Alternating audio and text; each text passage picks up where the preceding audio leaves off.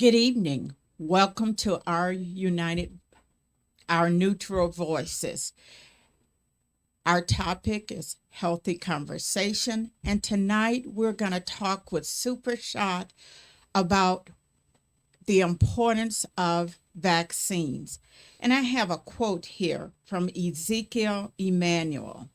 Vaccines are the most cost-effective health care interventions there are. $1 spent on a childhood vaccination not only helps save a life, but greatly reduce spending on future health care. I'm going to let my guests introduce themselves, and then we'll get into our conversation.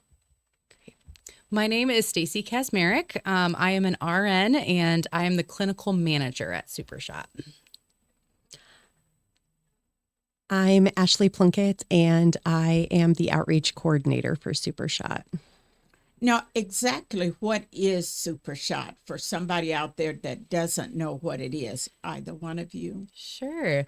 So SuperShot is a nonprofit in the Fort Wayne community. We've actually been around for 30 years. We celebrated our 30th anniversary last year. And we fill the gap between those that have access to vaccines and those that do not. So our mission is really to provide affordability and access when it comes to vaccines. It's one of those things that if you go to your doctor's office and you get your vaccines there, you don't really think about the need in the community sometimes. But that's what SuperShot is here for. A lot of times if kiddos are on Medicaid or if they're uninsured, they can't just get vaccines at their pediatrician's office when they go for their well child check. They have to make an appointment with the health department or with SuperShot. And so we're there to make it really easy for them to access. We've got evening hours and weekend hours for that purpose. And then Ashley's role is really to get us out into the community as well. So whether that's through schools or community partners, but kiddos that would not have access otherwise, we want to be able to go to them. And I'll let Ashley share a little bit. We do see adults as well. So we see all ages and stages. Our mission is to greatly reduce any barriers that you may have, whether it's transportation, whether it's lack of information. We utilize trusted partners throughout the community to ensure that we can get our message and it's received by those who need it the most.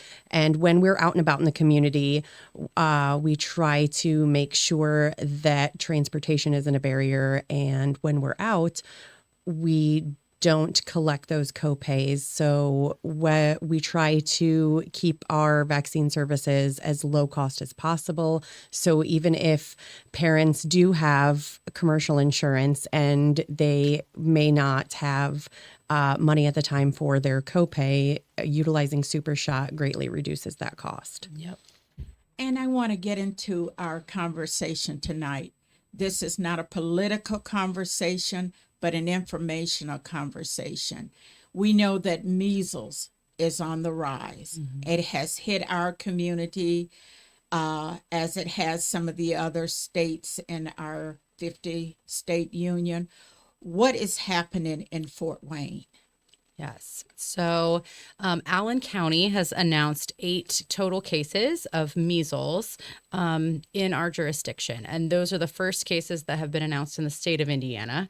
And so we've really been the place where people are looking to see how do we respond to these cases of measles that we haven't had a case since 2016. So it's been a long time since we've had a case of measles. And what does the response need to be? And with measles, should we be masking like we did with COVID? What should we be doing if we come in contact with someone that has measles? Yeah. So the hard thing about measles is just how contagious it is.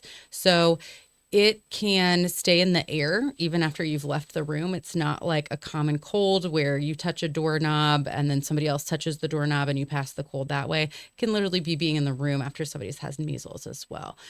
For every person that gets measles, they usually infect about 6 other people. And so with masks and other preventative measures, washing your hands, hand sanitizer, those things help. But the best thing that we can do is try to establish herd immunity in our community and make sure that those who are eligible to receive the MMR vaccine are vaccinated. Okay.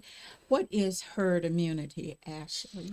Herd immunity is when we reach a target number where the number of community members are vaccinated to the point where there's coverage, and then those who are not eligible to receive those vaccines, whether it's because of being immunocompromised or just simply being too young to receive the vaccine, having all of that protective bubble around our most vulnerable community members ensures that we're covered from all angles. Now, how old can you be? How old should you be? Or when you get that first, because you said vaccines, when should vaccines period start? Yes. So that's a great question. So we get them starting in infancy at 2, 4, and 6 months. The MMR vaccine actually is not given until 12 months of age. So there's been lots of studies and there's lots of science that supports that the best immune response from that vaccine is going to be when that vaccine is given at 12 months. And then it's repeated again between of the ages of 4 and 6. So it's 2 doses of the vaccine gives you lifetime protection. So when Ashley was talking about herd immunity, the reason we want to get to a level where 95% of our community has the MMR vaccine is protected is because we protect those kiddos that are less than 12 months and aren't eligible to receive their vaccine yet. Now, I don't want my kids vaccinated. What could you say to me that would make me understand the need for vaccinations? Being vaccinated is a personal choice. However, we should all want our children to live a long and healthy life, and vaccines are part of that. No longer are the days where we are living until we contract polio or measles or other diseases that have been eradicated. We are living much longer because of the invention of vaccines, and we should take advantage of that opportunity for a long, healthy, and successful life. It's our greatest gift that we can give our children. Yeah. But I saw some movie stars talking about it, and they said that vaccines causes autism. So I don't want to have a child that has autism. Well, you are not the first person to ask us that question. And that is a theory that was brought forth by a researcher back in the 1990s. And that person actually has had their medical license taken away. And that research has been disproven time and time again. It's a conversation that's been had, and that the evidence is very clear that there's not a connection, especially between the MMR vaccine and autism. We're happy to answer the questions about those things, but we also want to be really sensitive to those in our community that have neurological differences, and we want to make sure that we're being good neighbors to those who have those differences. And we want to make sure that it's not about, I want to avoid this, and I'm willing to take a chance on something like measles. Now, one of the things you said, and I think it was Ashley, and I'm not sure, but I know it was stated, you get it at 12 months and again between 4 and 5 years of age. And you said then there's lifetime immunity there. Now me, and I'm going to use myself at my age, I'm not sure if I had measles vaccination. I don't know if it was there at that time. I know I had vaccinations back in school, but how do I find out if I'm immune? Yes.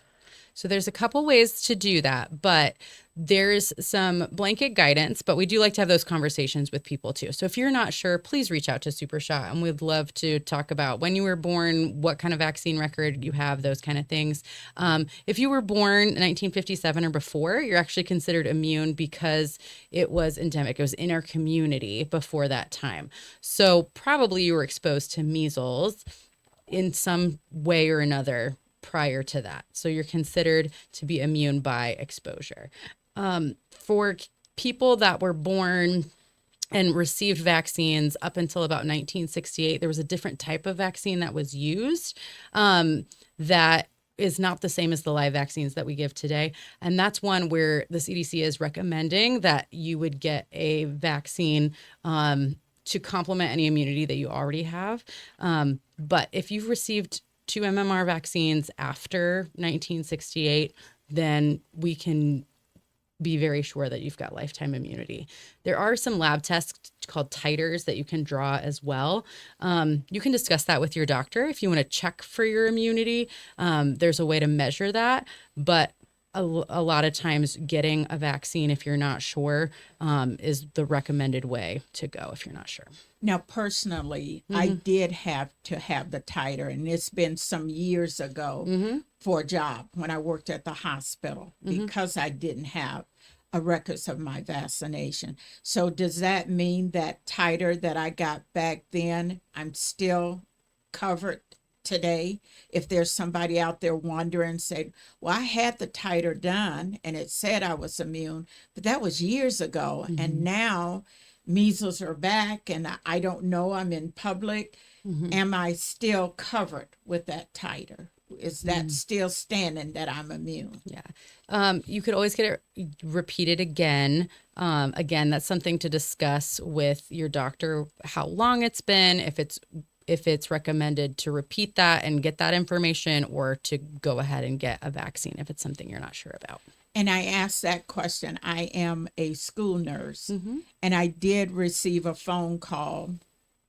I think it was actually just last week from a previous graduate of that school, and she wanted her shot record. We only keep records in the school system for the last 10 years, and then and it had been past that 10 years, and I had to tell that person that we no longer had her records. So I wanted to make sure I did give her the correct information by telling her that she could discuss with her doctor about getting the titer done to see if she was immune to it.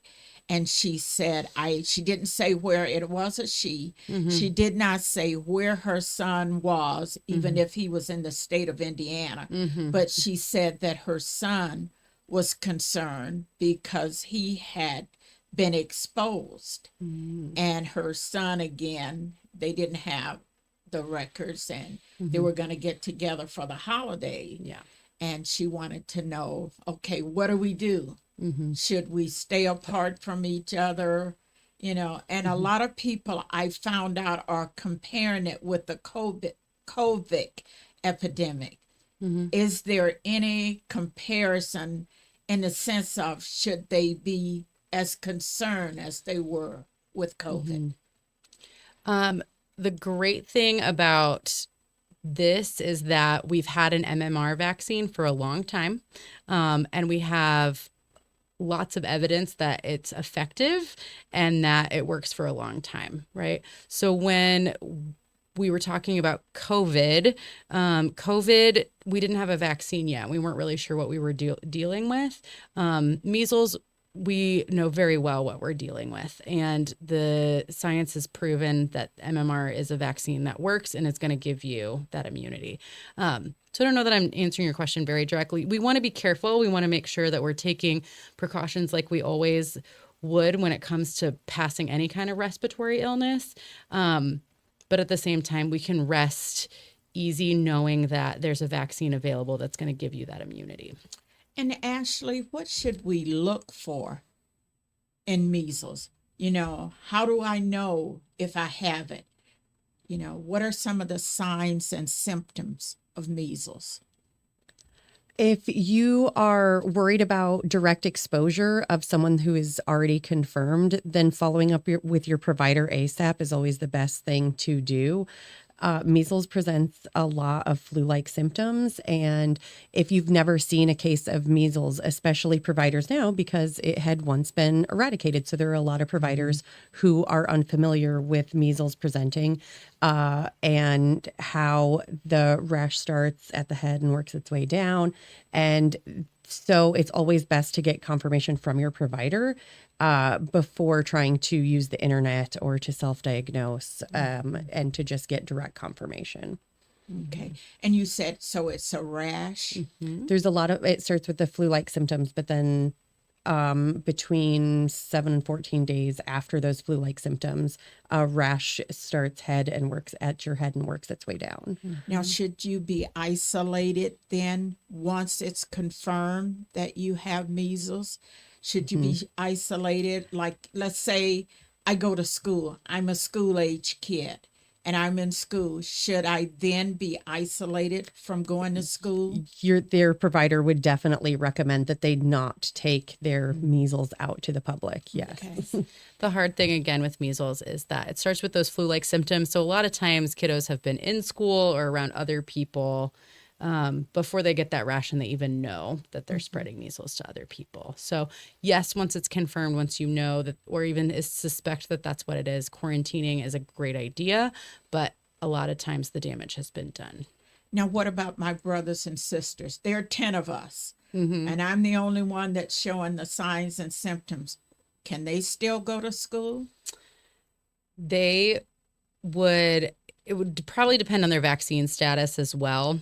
Again, it's the vaccine is 97% effective. And so that would be an individual case you'd want to discuss with your provider as far as where that case originated, how long since the exposure, if anybody else is showing symptoms, what their vaccine status is. There's a lot of factors there. Okay. Now, how do I get to Super Shot? Do I have to have an appointment? Do I walk in? Where is it located? You know, how do I get there? All of the above.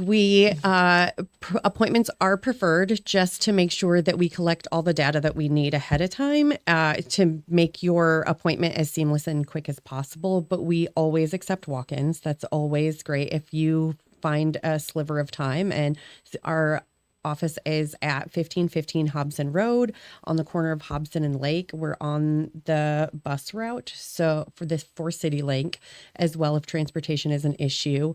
And we're also out and about in the community quite frequently. So we usually have it posted if we're going to be at a particular event, whether it's at a school or a health fair. We try to get those posted a few days in advance. So if you're out And and where about, would that be posted? on our Facebook page. Okay. And can you tell us what that is? Just search up Super Shot on Facebook. Okay.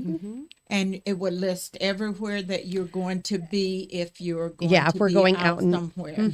And what do they need to bring with them if they came to one of your outreach clinics? We do not require an ID. If you have insurance, great, bring your card.